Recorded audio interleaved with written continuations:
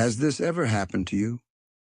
Something you once loved, something that set your soul on fire, now lies lifeless in your hands, like ash from a fire long extinguished. The piano keys you once pressed with passion now sound hollow. The paintbrush you once wielded feels heavy, useless. The books that once consumed your nights now gather dust on the shelf. What once defined you no longer speaks to you, and you ask yourself, what happened to me? Why does everything I loved feel so empty? The truth is unnerving yet liberating. When a woman undergoes a spiritual awakening, the identity she once wore like a cherished garment begins to crumble. Jung called it the death of the persona, the mask she crafted to survive the world. The hobbies, the passions, the obsessions she once clung to, many of them were not truly hers. They were echoes of expectations, fragments of borrowed desire, shadows of who she thought she had to be in order to belong. When the veil lifts, those pursuits reveal their hollowness, and what once was sweet turns tasteless. This emptiness is not a failure. It is initiation, a sacred unraveling. For the psyche knows when the time has come to shed old skins, even if the conscious mind resists. Imagine a snake attempting to crawl into its old layer of scales. There would be no room for breath, no space to expand. So too with your passions. They feel meaningless because the soul has outgrown them. The hunger that once drove you was fed by your ego, but now a deeper hunger calls. The hunger for truth, for wholeness, for individuation. And here lies the paradox. To reach this state, one must pass through a desert.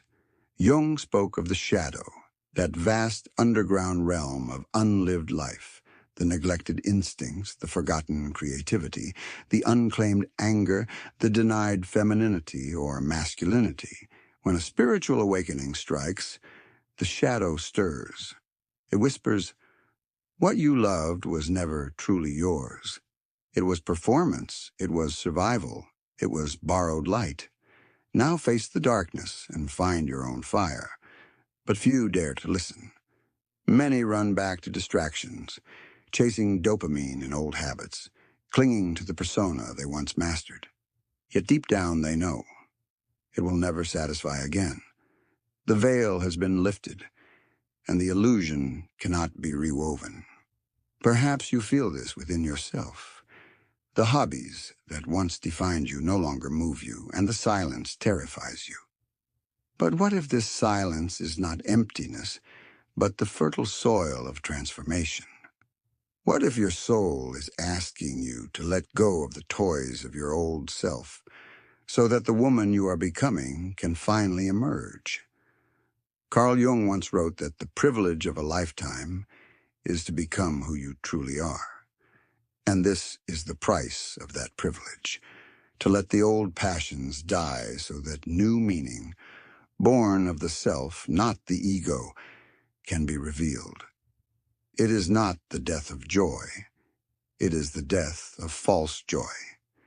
And on the other side waits something greater, authentic alignment, the passion that comes not from who you pretended to be, but from who you truly are. When the familiar collapses, the psyche enters a liminal space, a threshold between the woman you were and the woman you are becoming. It feels like exile. The passions you clung to now feel foreign, and yet the new path has not yet revealed itself. This is the in-between Jung described as the night sea journey, where the ego drifts helplessly through waters dark and uncharted. It is here, in this silence, that the unconscious begins its slow unveiling. Most mistake this stage for depression, a sign that something has gone wrong. But in truth, it is the ego dissolving its former scaffolding.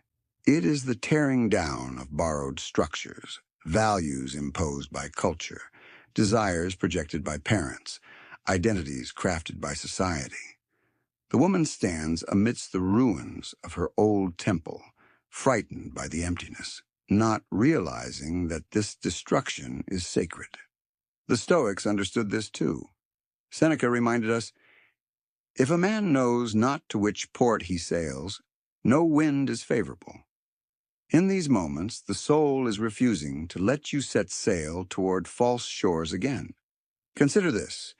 When your hobbies feel lifeless, it may not be because joy has left you, but because those hobbies were once instruments of escape.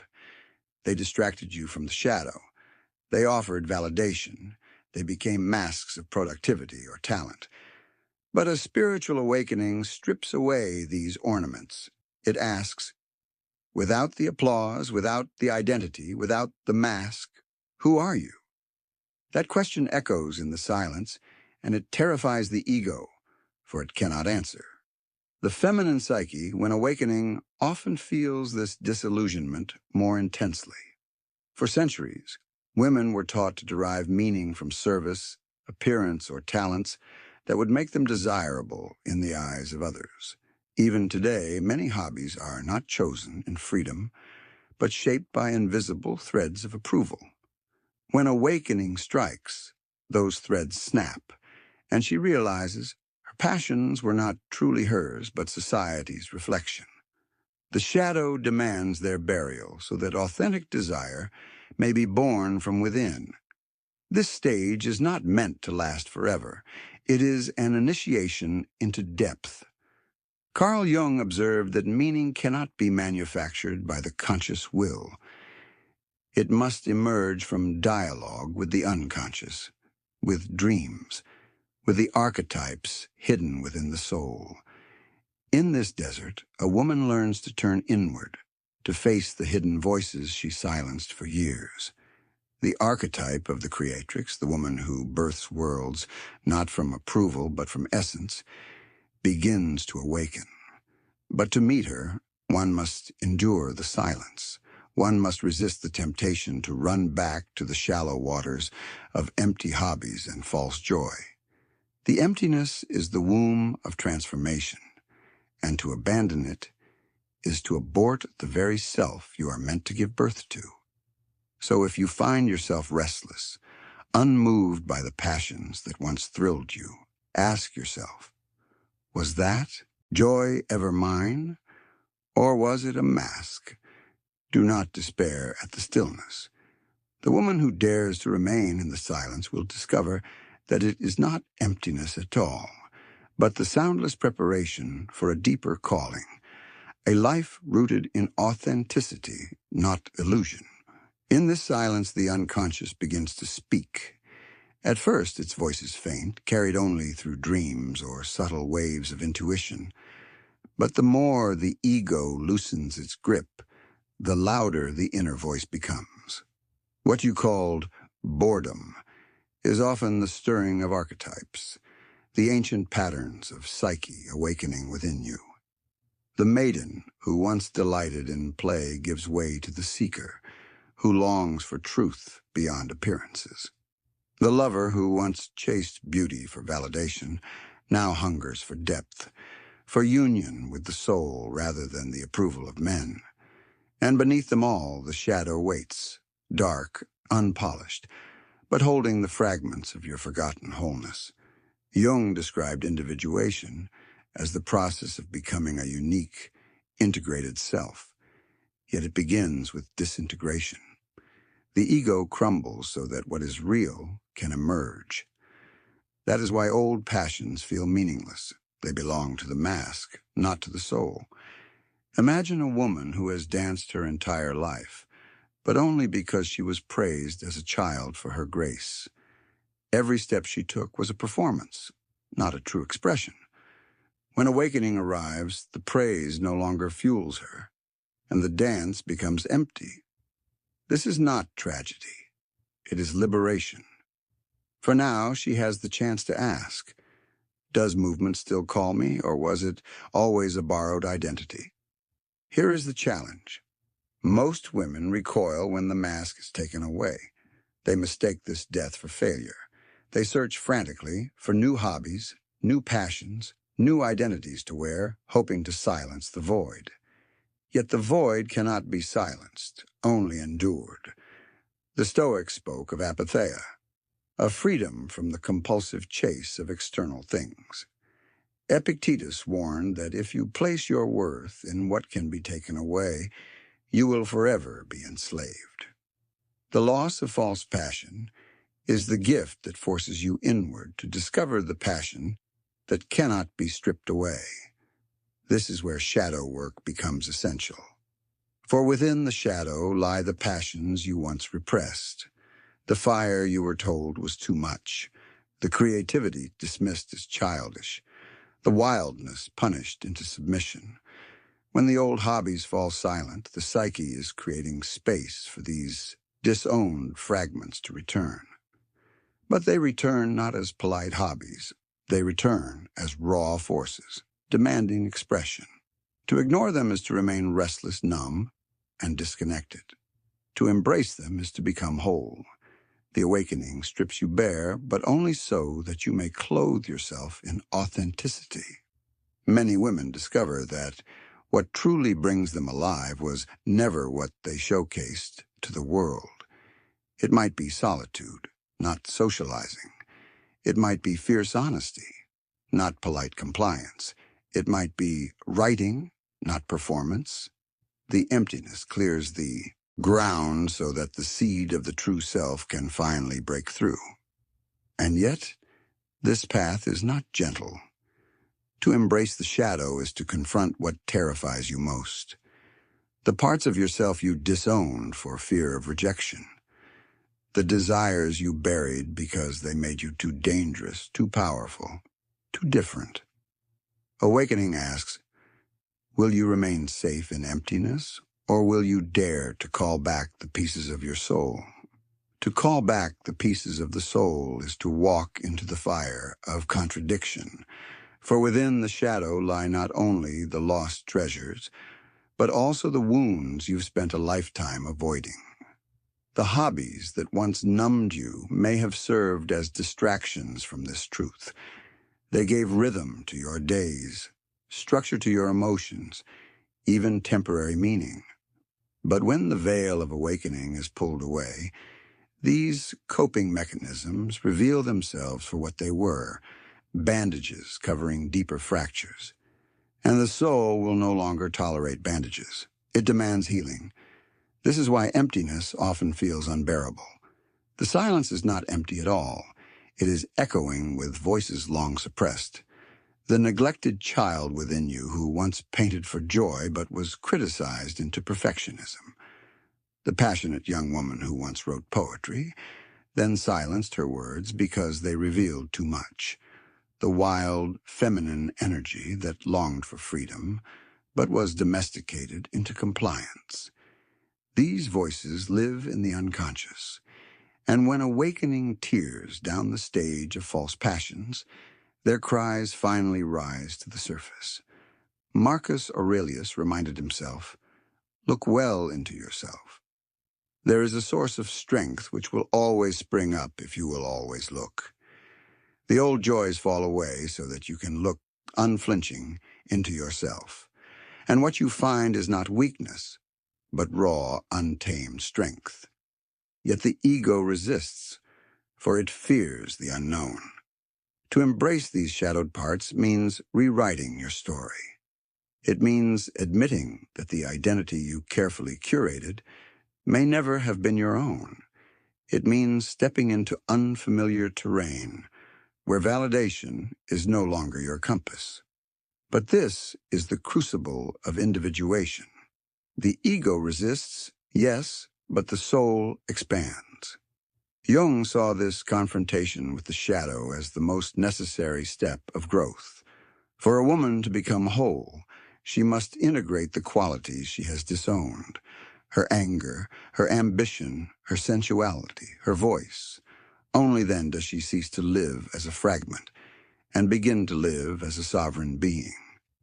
The old hobbies feel meaningless because they were fragments, tiny slivers of truth offered within the cage of social approval. Awakening demands that you shatter the cage entirely. And in that shattering, the small joys may die, but greater joy waits on the other side. The joy that does not need recognition. The joy that arises not from being seen, but from seeing yourself. Perhaps this terrifies you. Perhaps you cling still to the echo of your old passions, replaying memories of when they once made you feel alive. But ask yourself, were you alive, or were you simply entertained? Were you fed, or were you merely distracted? The emptiness asks you to discern the difference. It is the first test of a woman reborn. Can she withstand the desert without returning to illusions? For it is in this desert that the first waters of true passion begin to stir, deeper, slower, but infinitely more enduring. And only the one who endures the silence long enough will drink from them. Endurance, then, becomes the sacred discipline of the awakened soul. To resist the urge to grasp at substitutes, to refuse the shallow comforts of imitation passion, is to cultivate the strength necessary for individuation. This stage is not glamorous. It is marked by restless nights, a quiet ache that no hobby can soothe, and a sense of estrangement even from one's former self. But beneath this apparent emptiness, a deeper process is unfolding, like a seed buried in soil, invisible, yet breaking open so that new life may emerge. Jung understood that the self, the archetype of wholeness, often speaks through negation before it speaks through affirmation. It strips away what is false before it reveals what is real. That is why passions that once lit up your life now feel meaningless. They serve the ego, not the self. Their death is a sign not of failure, but of initiation. The Stoics echoed this wisdom. Seneca wrote that sometimes we must lose the things we love in order to find the things we need. The emptiness is not theft, it is preparation. The feminine psyche, when it crosses this threshold, begins to awaken not only to her shadow, but also to her anima and animus, the inner masculine and feminine energies she carries within. The hobbies that once consumed her often reflected only one side of this inner polarity. Perhaps she pursued beauty but silenced her power. Perhaps she nurtured others but neglected her creative fire. When awakening comes, the imbalance can no longer hold. The hobbies collapse because the soul is calling her to something fuller, something that embraces both softness and strength, both receptivity and creation. This is why many women, after awakening, feel called toward unfamiliar terrains. The artist may suddenly feel drawn to philosophy. The performer may seek solitude and silence. The nurturer may feel the rising flame of ambition. These shifts are not random. They are the psyche's attempt to balance what has long been denied. The old passions feel meaningless because they expressed only part of who you were. Awakening demands all of you. But here lies the danger. If the woman resists this call, if she desperately tries to force herself back into her former joys, she becomes trapped in stagnation. Depression deepens, and life grows duller with every attempt to resurrect what is already dead. The soul cannot be deceived. No amount of forced enthusiasm can revive the mask once it has been shattered. The only path forward is through surrender. And surrender does not mean passivity. It means courage. The courage to let what is dying truly die and to face the silence without flinching. It means opening to the whispers of the unconscious, following symbols, dreams, synchronicities, and subtle longings. It means allowing yourself to be remade, even if it means walking away from identities that once defined you. This is why so many women speak of awakening as both death and rebirth. It is death to the persona, to the small self, to the passions that once offered shallow comfort. And it is rebirth into a life that is no longer borrowed, but created. To reach this point, however, one must endure the desert of emptiness long enough for the soul to carve new rivers through the barren land. The barren land is where illusions burn away, and it is here that many women discover their greatest strength, the ability to live without distraction. In a culture that glorifies constant activity, silence is often mistaken for failure. If you are not endlessly productive, endlessly passionate, endlessly doing, then something must be wrong. Yet this is precisely the illusion awakening shatters. The emptiness you feel is not a deficiency. It is a clearing, a holy pause, a space where something truer can take root. Jung taught that the psyche, left unattended, will always seek wholeness. When the old hobbies die, it is not because you are broken, but because your soul refuses to settle for fragments anymore. Think of it. The very things you once clung to with fervor now fall from your hands like sand. What greater proof could there be that your inner life is evolving beyond the reach of surface pleasures? This is the self moving within you, dismantling every counterfeit flame so that the fire of authenticity might be kindled. And yet there is suffering in this process. The ego grieves the loss of identity. You may find yourself wondering who you are without the roles, without the passions that once defined you. It is natural to feel disoriented, to mourn the self you are leaving behind. But understand this. The grief is not for the loss of true joy, but for the loss of illusion. The persona dies hard, and it dies loudly, but its death is always liberation. The Stoics knew this truth as well. Marcus Aurelius reminded himself daily that the things he loved could vanish at any moment, and that the only constant worth anchoring to was the integrity of the soul. Passions, possessions, even relationships are transient. What remains when all else fades is the character you cultivate and the truth you embody. Awakening is not punishment. It is alignment with this eternal perspective. Here lies the hidden gift of the emptiness. It forces you to ask, perhaps for the first time, what is truly mine? Without applause, without validation, without identity, what remains? The answer will not be found in hobbies or distractions. It will be found in stillness, in shadow work, in the courage to sit with discomfort until the deeper self begins to reveal its calling. This is the task of individuation, to shed the borrowed costumes and face the raw essence beneath. The woman who dares to endure this process finds that her passions return, not as shallow diversions, but as sacred expressions of her true self.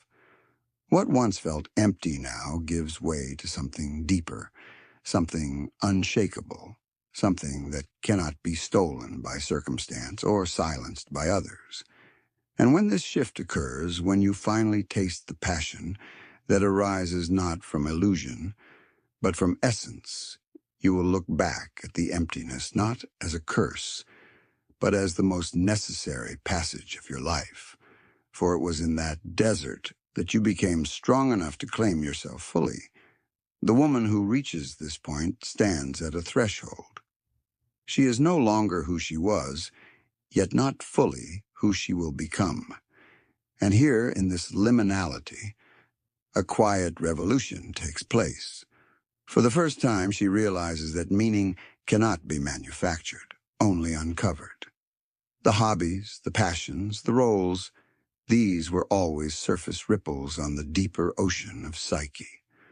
What she seeks now is not activity, but essence. Carl Jung spoke often of symbols as the language of the unconscious. When old passions fall away, the unconscious speaks in images. Dreams of water, forests, ruins, or rebirth. These are not idle fantasies, but messages, archetypal signposts guiding her toward integration.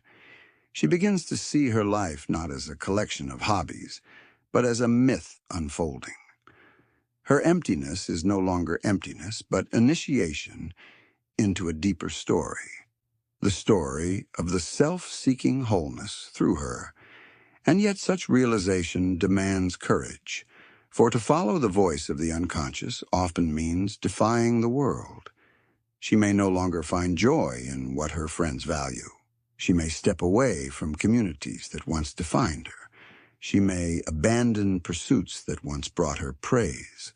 From the outside, this looks like loss. From the inside, it feels like liberation. This is why awakening can feel so lonely, because the woman who dares to individuate must leave behind the familiar and walk alone into her own depths. But solitude is not emptiness, it is refinement. The Stoics remind us that nothing external can truly enslave the one who governs herself. Epictetus said, "No man is free who is not master of himself." To walk into silence, to accept the death of shallow passions, is to begin this mastery. It is the slow claiming of one's own inner kingdom. As she embraces this path, she begins to notice subtle stirrings within. Passions return, but in a new form. They are no longer hobbies for performance, but sacred practices of alignment.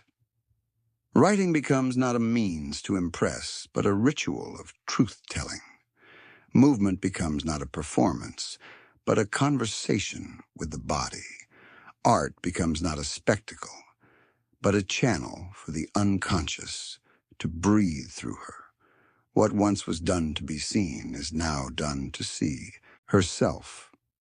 This is the great turning point, when passion transforms from entertainment into embodiment. The emptiness has done its work. It has burned away the false so that the authentic could rise. And with it, the woman rises too. She is no longer dependent on borrowed fire. She has found her own flame. Still, the work of individuation is not complete.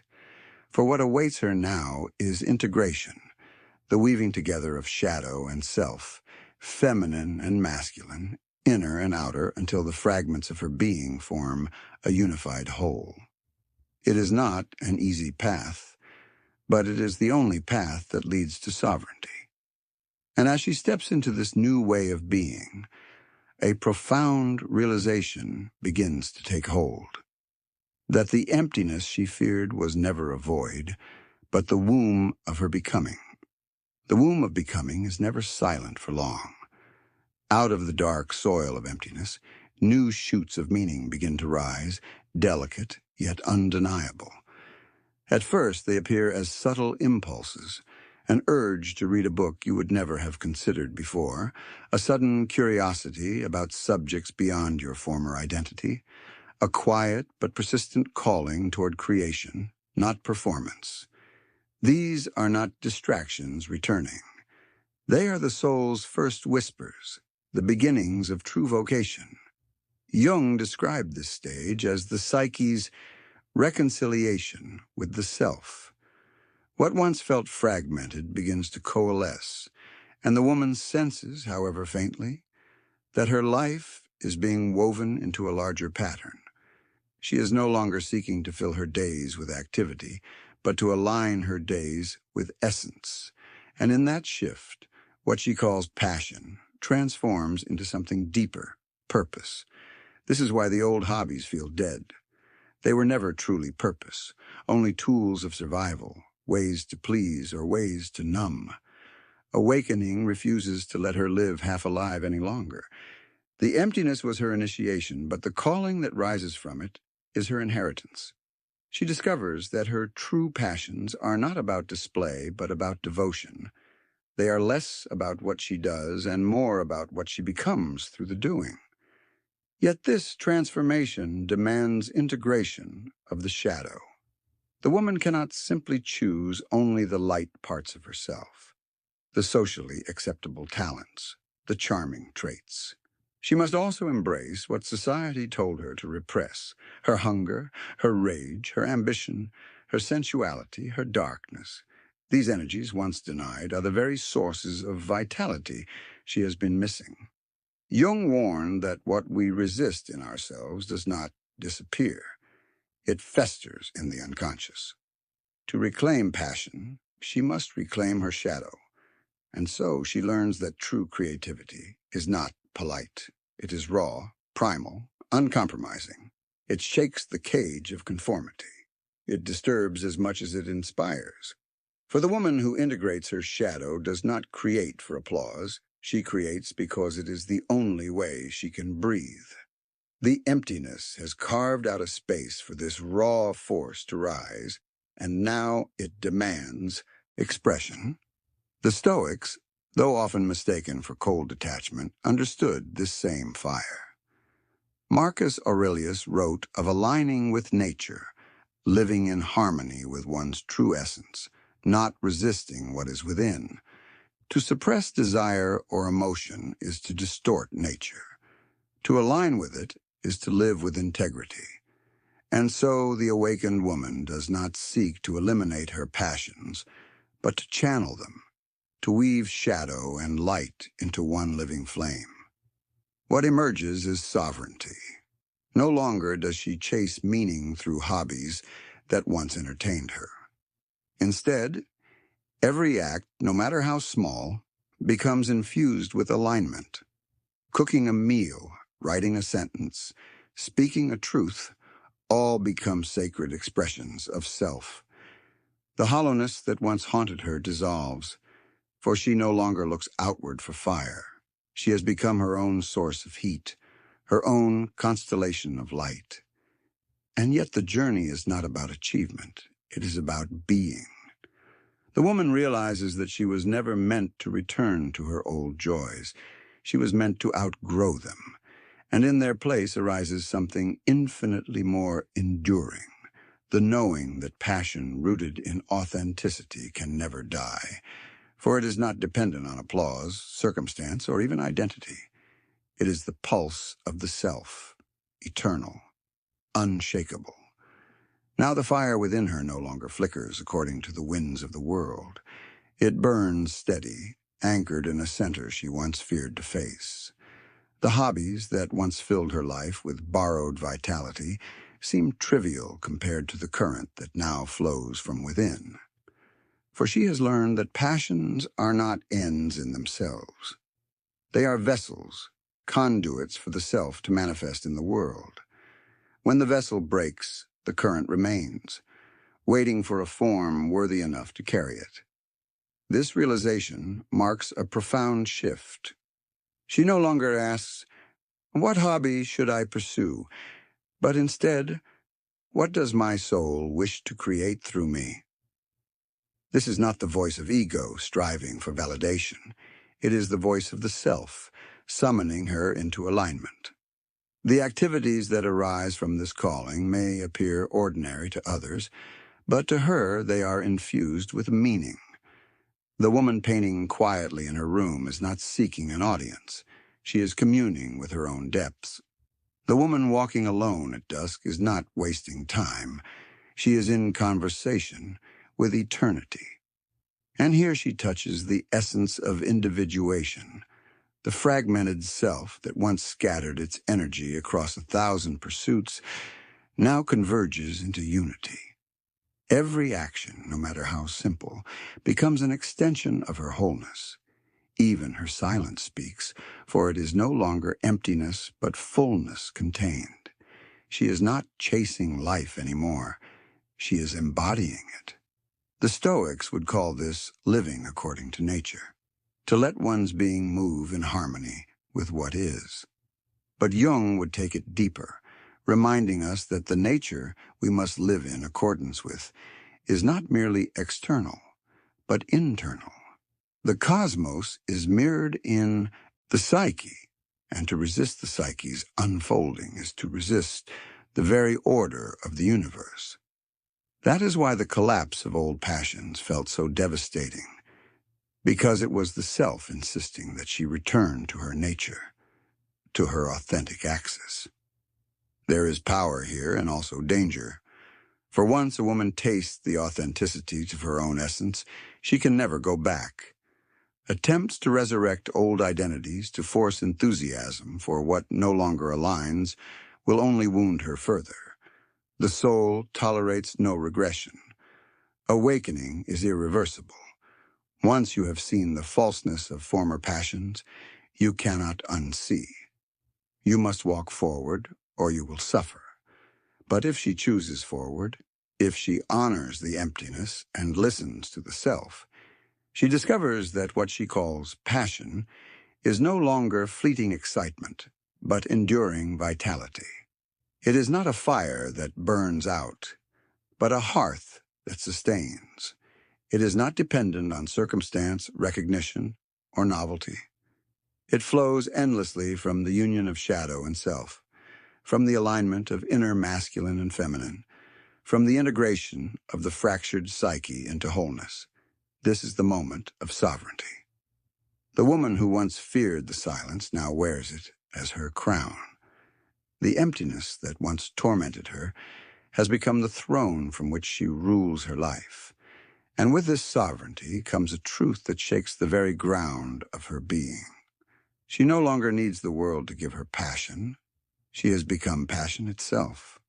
From this place of sovereignty, the woman begins to embody a quiet but unshakable magnetism. She's no longer performing, no longer grasping at borrowed flames, no longer dependent on external validation. Her very presence carries weight, for it is anchored in authenticity. What once appeared as emptiness now reveals itself as spaciousness, the fertile ground from which true power grows. Carl Jung called this the union with the self, the culmination of individuation. The shadow is no longer an enemy, but an ally, no longer a lurking threat, but a reservoir of vitality. The anima and animus within her, her inner feminine and masculine, no longer fight for dominance, but weave together in harmony. The result is wholeness, a psychic integration that radiates outward into every aspect of her life. She becomes, as Jung wrote, a vessel of transformation, not just for herself, but for all who encounter her. This is why the loss of former passions was necessary. They were too small for her becoming. They belonged to a self fragmented, fragile, defined by outside forces. To cling to them would have been to remain a child in spirit, forever dependent on others for meaning. By letting them die, she cleared the space for something infinitely greater, the call of destiny, the deeper currents of the soul that are not tied to hobby or trend, but to timeless essence. The Stoics knew this as well. They spoke of aligning with the logos, the rational, ordering principle of the universe. To live well was to harmonize with this current, to stop resisting, to stop chasing after shallow pleasures. What Jung described as individuation, the Stoics framed as virtue. Both point to the same truth. Freedom is born not from accumulation, but from alignment. And so she no longer asks why her old joys have died. She understands that their death was the doorway. The silence was the teacher. The emptiness was the initiation. What once felt like a void was in fact the self removing all that was false, leaving only what was real. This realization changes everything. The woman who once sought passion as escape now lives passion as embodiment. The woman who once feared silence now thrives in solitude. The woman who once performed for validation now creates from authenticity. Her life is no longer about chasing light outside of her, but about radiating the light she has uncovered within. Here she becomes untouchable. Not because she is invulnerable, but because she no longer negotiates her worth with the world. Success and failure may come and go. Approval may rise and fall. Old hobbies may still fade, new ones may still emerge, but none of it defines her. For she has seen what cannot be unseen, that the source of all passion, all vitality, all meaning was never out there. It was always within, The desert has passed. The silence is spoken. And what remains is a woman reborn, sovereign, whole, unafraid of her own depth. The woman who knows her worth doesn't chase. She chooses.